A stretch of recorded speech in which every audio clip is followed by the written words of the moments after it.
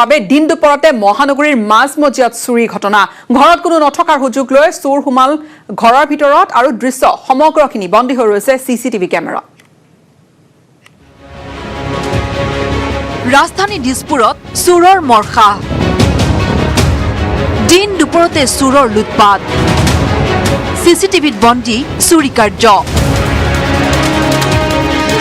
বন্ধ দুৱাৰৰ লক খোলাৰ চেষ্টা এজন যুৱকৰ দীৰ্ঘ সময়ৰ চেষ্টাৰ অন্তত অৱশেষত যুৱকজন ঘৰৰ ভিতৰলৈ সোমাবলৈ সক্ষম হয় কিছু সময়ৰ পিছতে এটা চিলিণ্ডাৰ কান্ধত লৈ এইদৰে ওলাই আহে ঘৰটোৰ পৰা ঘৰত কোনো নথকাৰ সুযোগ লৈ চোৰে এইদৰে চলালে চুৰি কাৰ্য ঘৰৰ গৰাকী ঘূৰি আহি দুৱাৰ খুলিব লওঁতেই অনুমান কৰে চুৰিৰ কথা ভিতৰত সোমায়ে ৰান্ধনী ঘৰৰ চিলিণ্ডাৰ চুৰি হোৱাৰ উমান পায় ঘৰৰ গৰাকীয়ে লগে লগে ঘৰৰ গৰাকীয়ে সিসিটিভি কেমেৰা প্ৰত্যক্ষ কৰাত চুৰটোৰ সমগ্ৰ চুৰিকাণ্ড পোহৰলৈ আহে দিন দুপৰত গণেশগুৰি এনেকুৱা এটুকুৰ জায়গাৰ পৰা ইমান ব্যস্ত জায়গা এটুকুৰ পৰা তাকো আমাৰ সিকিউৰিটি গাৰ্ডো আছে তেনেকুৱা অৱস্থাত ঘৰৰ তলা ভাঙি এটা লৈ যাব পৰা অৱস্থাটো অসমৰ ভৱিষ্যত মানে নিৰাপত্তাটো কি হ'ব ভৱিষ্যতৰ কাৰণে এটো বহুত দুৰ্ভাগ্যজনক মোৰ এতিয়া টেবুলত যি আছিলে ল্যাপটপ আছিলে ঘড়ী আছিলে মোবাইল এটাও আছিলে একো নিয়া নাই কেৱল চিলিণ্ডাৰটো লৈ গৈছে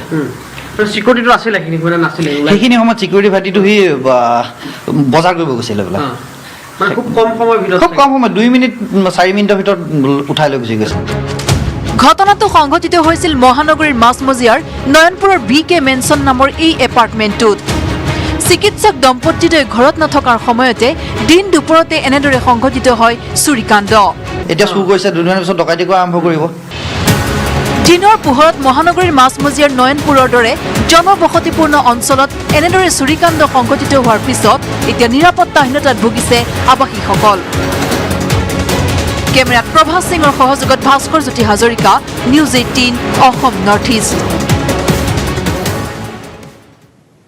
হাগ্ৰামা মহিলাৰী নেতৃত্বাধীন বিপিএফৰে বিধানসভা নিৰ্বাচনত আৰু মিত্ৰতা নকৰে বিজেপিয়ে নতুন মিত্ৰ দল ইউপিপিএলৰ সৈতে মিলি আসন্ন বিধানসভা নিৰ্বাচনত অৱতীৰ্ণ হ'ব শাসকীয় ভাৰতীয় জনতা পাৰ্টি এই কথা কোকৰাঝাৰত ঘোষণা কৰি থৈ গ'ল কেন্দ্ৰীয় গৃহমন্ত্ৰী অমিত শাহে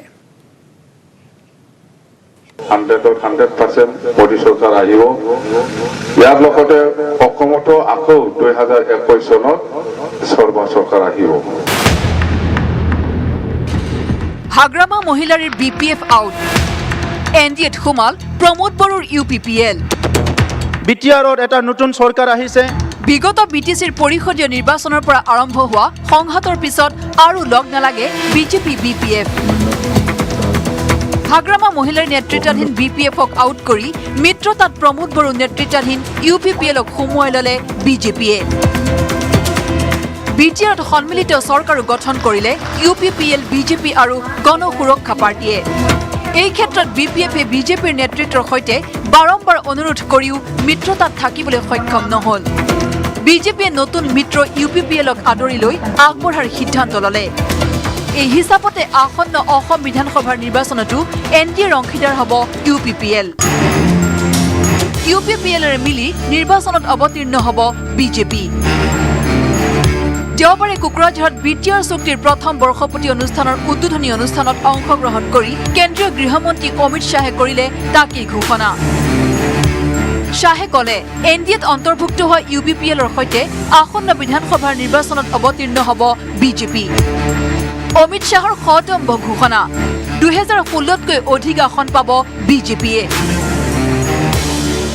ये यूपीपीएल और बीजेपी का जो गठबंधन हुआ है प्रमोद जी एनडीए में आए हैं और यहाँ यूपीपीएल बीजेपी की साझा सरकार बनना वो बताती है कि आने वाले दिनों में पूर्ण बहुमत के साथ भारतीय जनता पार्टी की सरकार आसाम के अंदर बनने वाली है ये इसका ट्रेलर है ट्रेलर বিটিআৰৰ প্ৰতিটো দফা বিজেপি চৰকাৰে খৰতকীয়াকৈ ৰূপায়ণৰ দিহা ইতিমধ্যে কৰিছে বুলি কৈ কোকৰাঝাৰৰ বিশাল জনসভাত গৃহমন্ত্ৰী অমিত শাহে কংগ্ৰেছক কঠোৰ ভাষাৰে সমালোচনা কৰে অমিত শাহে ক'লে কংগ্ৰেছৰ দিনত বহু চুক্তি হ'ল কিন্তু ৰূপায়ণহে নহ'ল और जो कांग्रेस पार्टी अपने कालखंड के अंदर शांति नहीं ला सकी विकास नहीं ला सकी कांग्रेस पार्टी ने भी कई समझौते किए मगर समझौते कभी समाप्त नहीं होते थे।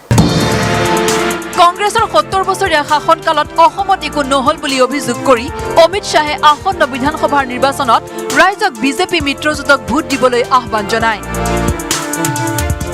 आज 5 साल में जो 70 साल में विकास नहीं हुआ था, वो विकास आसाम का हुआ है और ये शांति प्रक्रिया के लिए है। आने वाले चुनाव में पूर्ण बहुमत के साथ कमल की सरकार बनाइए, एनडीए की सरकार बनाइए और बोडोलैंड के विकास को सुनिश्चित करिए।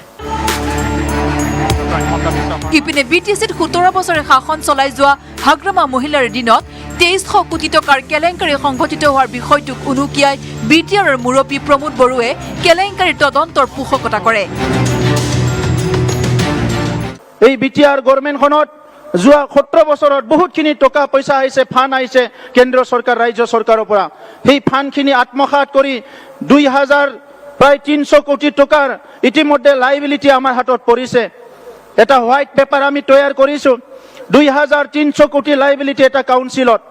এই অঞ্চলত যিমানখিনি টকা আহিছে প্ৰায় 6000 কোটি টকা আহিছে, এই টকাখিনি আত্মসাৎ কৰা হৈছে আৰু ইয়াৰ ওপৰত আমাক বিচাৰ লাগে, ইয়াৰ ওপৰত CBI তদন্ত হ'ব লাগিব। মুঠতে বড়োভূমিৰ শাসনৰ পৰা আঁতৰিবলগীয়া হোৱাৰ পিছত এতিয়া বিপদত BPFৰ মুৰব্বী হাগ্ৰামা মহিলাৰী।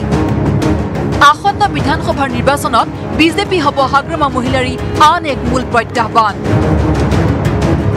বহুকেইজন জ্যেষ্ঠ নেতাই ইতিমধ্যে হাগ্ৰামাৰ সংগ এৰি বিজেপিত যোগ দিছে। 2016ত বড়োভূমিৰ 12টা বিধানসভা সমষ্টিতে BPFে নিজ দখলত ৰাখিবলৈ সক্ষম হৈছিল। পিছে আসন্ন বিধানসভাৰ নিৰ্বাচনত বিজেপিয়ে UPPLৰ সৈতে মিলি হাগ্ৰামা মহিলাৰীৰ BPFৰ দখলত থকা সমষ্টি কেইটা যে কাঢ়ি নিবলৈ আপ্ৰাণ চেষ্টা কৰিব সেয়া নিশ্চিত। এই ক্ষেত্ৰত BPFে কংগ্ৰেছ AIDFৰ মহাজোঁট বন্ধনৰ অংশীদাৰ হৈ নিৰ্বাচনী বৈতৰণি পাৰ হ'বলৈ চেষ্টা কৰাৰ পূৰ্ণ সম্ভাৱনা আছে। কেমেৰাত প্ৰভাস সিঙৰ সৈতে কুকুৰাঝাৰৰ পৰা Biju Kumar Deka, news 18 Assam north east. সমাগত যেহেতু বিধানসভা নিৰ্বাচন বহি থকা নাই, বিৰোধী দল কংগ্ৰেছো আৰু সামগুৰিত বিশাল বাইক ৰেলী উলিয়াই শক্তি দেখুৱালে কংগ্ৰেছে। শক্তি প্ৰদৰ্শনৰ যুঁজত কংগ্ৰেছ, সামগুৰিত বিশাল বাইক ৰেলী। সামগুৰি বিধানসভা সমষ্টিৰ পৰাই কংগ্ৰেছে আৰম্ভ কৰিলে আগন্তুক নিৰ্বাচনৰ তৎপৰতা। বাইক ৰেলীত অংশ লৈ বিজেপি চৰকাৰক ক্ষুধাৰ সমালোচনা কৰি সৰ্বভাৰতীয় যুৱ কংগ্ৰেছৰ সভাপতি শ্ৰীনিবাস বিভিৰ কটাক্ষ। টেলিভিছনৰ চৰকাৰ বিজেপি। साल में 2 करोड़ का नौकरी बोले, 7 साल हो रहा है, 14 करोड़ नौकरी देने का था। 14 करोड़ नौकरी देने का बहुत दूर की बात रहे। जानलेवा नोटबंदी और गब्बर सिंह टैक्स लेके आके उस समय में 11 करोड़ नौकरी छीनने का काम ये सरकार ने किया। जो अनप्लान लॉकडाउन की वजह से अभी कम से कम 15 करोड़ युवा का नौकरी छीनने का काम ये सरकार ने किया है। ये सरकार एक टेलीविजन सरकार है, इस युवा के बारे में कोई विजनरी नहीं है। বাইক ৰেলীলৈ কৰ্মী সমৰ্থকৰ সঁহাৰি দেখি প্ৰদেশ কংগ্ৰেছৰ সভাপতি ৰিপুণ বৰাৰ দাবী, নিৰ্বাচনত কংগ্ৰেছ মহাজোঁটে পাব 80+ আসন। অসমৰ কথা বেলেগ, সামগুৰিত এটা কথা স্পষ্ট হ'ল যে 2021ৰ নিৰ্বাচনত ইয়াত কংগ্ৰেছে যোনেই বিৰোধী উঠক, কংগ্ৰেছে একপক্ষীয় হ'ব। অসমত এতিয়া কংগ্ৰেছৰ জোৱাৰ উঠিছে আৰু 2021ত যে কংগ্ৰেছৰ চৰকাৰ ৰাইজে বিচাৰিছে। আমি 80+। বিজেপিয়ে অসমবাসীৰ অধিকাৰ খৰ্ব কৰাৰ অভিযোগ আনি সাংসদ গৌৰৱ গগৈৰ অভিযোগ, ব্ৰিটিছৰ দৰে শাসন কৰিছে বিজেপিয়ে। অসমৰ যুৱকসকলে কৈছে যে আমাক স্বাধীনতা লাগে। এতিয়া বিজেপি প্ৰত্যেক ক্ষেত্ৰত কৈছে কি কাপোৰ পিন্ধিব লাগে, কাক বিয়া কৰিব লাগিব, ক'ত পঢ়িব লাগিব, কি ভাষা কথা পাতিব লাগিব, কি ধৰণৰ কবিতা ভাল পাব লাগে, কি ধৰণৰ কবিতা বেয়া পাব লাগে, কি টিভি পঢ়িব লাগে, কি কিতাপ পঢ়িব লাগে। তো এইকাৰণে যুৱকসকলৰ মাজত আজি তেওঁলোকে নিজে অনুভৱ কৰিছে যে এই বিজেপি ব্ৰিটিছৰ দৰে কামখিনি কৰি আছে। কংগ্ৰেছৰ দিনত এনেকুৱা পৰিৱেশ নাছিল। বাইক ৰেলীৰ মাজতে একালৰ সতীৰ্থ মন্ত্ৰী ডক্টৰ হিমন্ত বিশ্ব শৰ্মাকে কটাক্ষ কৰিবলৈ নাপাহৰিলে সমষ্টিটোৰ বিধায়ক ৰকিবুল হুছেইনে। আপোনালোকে আজিকালি চাব মুখ্যমন্ত্ৰী ডাঙৰীয়াই বহুতে চকীখনৰ দুইডাল দাণ্ডি ধৰি লয়, ঘপককৈ বহি নিদিয়ে, কাৰণ ৰাতি যদি কোনোবাই কাটি থৈ দিয়ে সেইকাৰণে তেওঁ লাহে লাহে বহে, কিন্তু তেওঁলোকৰ কাজিয়া কথাটো কোনো নকয়। ছেকেণ্ড দিনত যে এক নম্বৰ হ'ব খুজি আছে, গতিকে সেই কথাটো সোধাৰতো এটা প্ৰয়োজন আছে। আজি হৰিয়াহৰি তাতহে ছেকেণ্ডজন 1 হ'ব খুজিছে, এজন 4 হ'ব খুজিছে, এজনে মাস্ক লৈ হেলিকপ্টাৰলৈ গৈছে, এজনে গামোচা লৈ গৈছে, গতিকে তেওঁলোকৰ ভাগ ভাগে হৈ আছে, আমাৰতো চব এক হৈ আছো। আগন্তুক নিৰ্বাচনত কংগ্ৰেছ AIUDFৰ মহাজোঁটে অধিক আসন লাভেৰে চৰকাৰ গঠন কৰিব বুলিও দাবী কৰে কংগ্ৰেছ নেতৃত্বই। পুৰণি গুদামৰ পৰা Hemanta Das, news 18 Assam north east.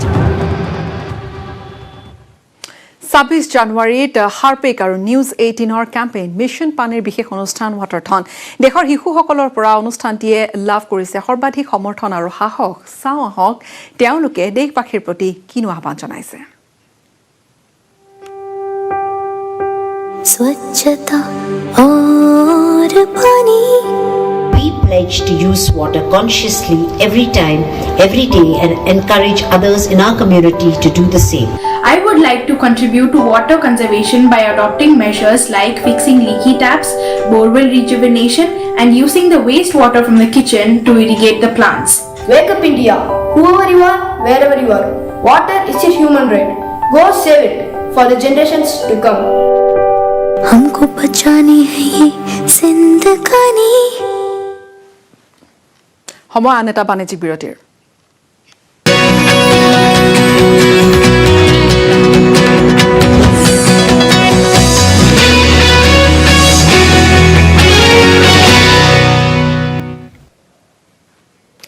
পুনৰ স্বাগতম জনাইছো। লুৰিণজ্যোতি গগৈলৈ প্ৰশ্ন মন্ত্ৰী হিমন্ত বিশ্ব শৰ্মাৰ ৰাজনীতিলৈ অহা লুৰিণজ্যোতি 2020 চনত ক'ত আছিল বুলি প্ৰশ্ন কৰিছে মন্ত্ৰীগৰাকীয়ে। আছু নেতাসকলক বিচিত্ৰ আখ্যা দিলে মন্ত্ৰীগৰাকীয়ে। কোভিডৰ সময়ত ক'ত আছিল বুলি প্ৰশ্ন তুলিছে। আছুৱে ক'লা পতাকা কিনিবলৈ টকা পায় কিন্তু দুখীয়াক সহায় কৰিব নোৱাৰে। আজমল সম্পৰ্কতো মন্তব্য যে আজমল যদি সাম্প্ৰদায়িক নহয় তেন্তে সাম্প্ৰদায়িক কোন? নিৰ্বাচনৰ পাছতহে গম পাব AIUDF সংখ্যাগৰিষ্ঠ নে সংখ্যা লঘু দল। আজমল সাম্প্ৰদায়িক নহয়, এতিয়া সাম্প্ৰদায়িক কোন? সাম্প্ৰদায়িকৰ ডেফিনিশ্যনটো নতুনকৈ বনাব লাগিব তেতিয়াহ'লে। চাওক, প্ৰথম কথাটো হ'ল যে বদৰুদ্দিন আজমল সাম্প্ৰদায়িক নহয় বুলি যদি কোনোবাই কয় তেতিয়াহ'লে তেওঁ লগতো ক'ব লাগিব যে সূৰ্যটো পূবৰ পৰা নোলায় পশ্চিমৰ পৰাহে ওলায় বুলিও ক'ব লাগিব। আৰু মাইনৰ মেজৰ এইটো তেওঁলোকে ইলেকশ্যনৰ সময়ত গম পাব যে অসমৰ মানুহে মাইনৰ বুলি ভাবিছে নে মেজৰ বুলি ভাবিছে। আছু লিডাৰবোৰে সঁচাকৈ মিলি আছে নেকি আজমলৰ লগত? চাওক, আছু লিডাৰবিলাক বিচিত্ৰ হয়। যোৱা এটা বছৰ 2020 চনত যেতিয়া ক'ভিড হ'ল এই গোটেইবিলাকতো গাঁতত সোমাই গ'ল, কোনেও গমেই নাপালে আছু আছে নে নাই। এতিয়া আকৌ যে ক'ভিড শেষ হ'ল পতাকা লৈ বাহিৰত আৱিৰ্ভাৱ হৈ গ'ল, গতিকে এওঁলোকক ৰূপ ধৰিবই টান। মই এইবিলাকত প্ৰতিক্ৰিয়া নিদিওঁ, খালি মই এটাই কথা কৈছোঁ যে যোৱা 2020 চনত যেতিয়া ক'ভিডে মানুহৰ জীৱনক একেবাৰে বেদনাদায়ক কৰি ৰাখিছিল, লকডাউন হৈছিল, মানুহে এক প্ৰকাৰ ক'বলৈ গ'লে জীৱন আৰু মৃত্যুৰ লগত যুঁজ কৰিছিল, সেই সময়ত আজি তথাকথিত আছুৰ নেতাসকল ক'ত আছিল? আজি যে ক'লা পতাকা কিনিব তেওঁলোকে পইচা পায়, টকা পায়, তেওঁলোকে দুখীয়া মানুহ এজনৰ ঘৰত এসাঁজ অন্ন দিয়াৰ পুঁজি কিয় পোৱা নাছিল? গতিকে হিচাপটোতো বিচাৰক লুৰিণজ্যোতি গগৈ। প্ৰথম তেওঁলোকে অসমৰ মানুহক হিচাপ দিয়ক যে 20 চনটো তেওঁলোক ক'ত আছিলে, 2020 চনটো তেওঁলোক ক'ত আছিলে। লকডাউনৰ সুপ্ৰভাৱ লাভৰহে মুখ দেখিলে ধনাঢ্য ব্যৱসায়ীয়ে। লকডাউনৰ সময়ত 35% আয় বৃদ্ধি পাইছে ধনাঢ্য ব্যক্তিসকলৰ, কিন্তু বিপৰীতে প্ৰতি ঘণ্টাত 1.5 লক্ষাধিক লোকে হেৰুৱাইছে কৰ্মসংস্থাপন। অক্সফেমৰ প্ৰতিবেদনত প্ৰকাশ পাইছে এই চাঞ্চল্যকৰ তথ্য। এই প্ৰতিবেদন আগবঢ়াই বিদায় ল'ম। ধন্যবাদ। লকডাউনত প্ৰতি মিনিটত 1,70,000 হেৰুৱাইছিল কাম। 35% আয় বৃদ্ধি হ'ল কোটিপতি ব্যৱসায়ীৰ। বিশ্বত বৃদ্ধি পালে 50 কোটি দৰিদ্ৰ। এই সমীক্ষা অক্সফেম নামৰ সংস্থাটোৰ। কৰোনাৰ বাবে বিশ্বত ঘোষণা কৰা হৈছিল লকডাউন। লকডাউনৰ সময়ছোৱাত হোৱা লাভ লোকচান অৰ্থনৈতিক পৰিৱেশ তথা দুখীয়া লোকৰ ওপৰত পৰা প্ৰভাৱ সম্পৰ্কত এক প্ৰতিবেদন প্ৰস্তুত কৰিছে অক্সফেম নামৰ আন্তঃৰাষ্ট্ৰীয় সংস্থাটোৱে এই সমীক্ষাত কোৱা হৈছে লকডাউনত আটাইতকৈ ক্ষতিগ্ৰস্ত হ'ল বিশ্বৰ দৰিদ্ৰ লোকসকল লাভান্বিত হ'ল পুঁজিপতি ব্যৱসায়ীসকল অক্সফেমে কোৱা মতে বিশ্বত 84% লোকৰ হ্ৰাস পালে আয় লকডাউনৰ সময়ত 35% আয় বৃদ্ধি পোৱা পুঁজিপতি ব্যৱসায়ীসকলে 138 মিলিয়ন অতি দুখীয়া লোকক লকডাউনৰ সময়ত প্ৰতিজনক 94,045 টকাকৈ চেক প্ৰদান কৰিব পাৰিলেহেঁতেন বুলিও সমীক্ষাত কয় অক্সফেমে লকডাউনৰ সময়ত কাম হেৰুওৱা খাদ্য আৰু আশ্ৰয় নোপোৱা লোকসকলক লৈ ভাৰতকে ধৰি বিভিন্ন ৰাষ্ট্ৰই কোনো বিশেষ পদক্ষেপ নললে বুলিও কোৱা হয় সমীক্ষাটোত আনকি মৃত্যুমুখত পৰা লোকসকলক লৈও উদাসীন হৈ থাকিল চৰকাৰ অক্সফেমে লগতে কয় যে এটা বা দুটা কোঠাত জীৱন পাৰ কৰা ভাৰতৰ 32% লোকেই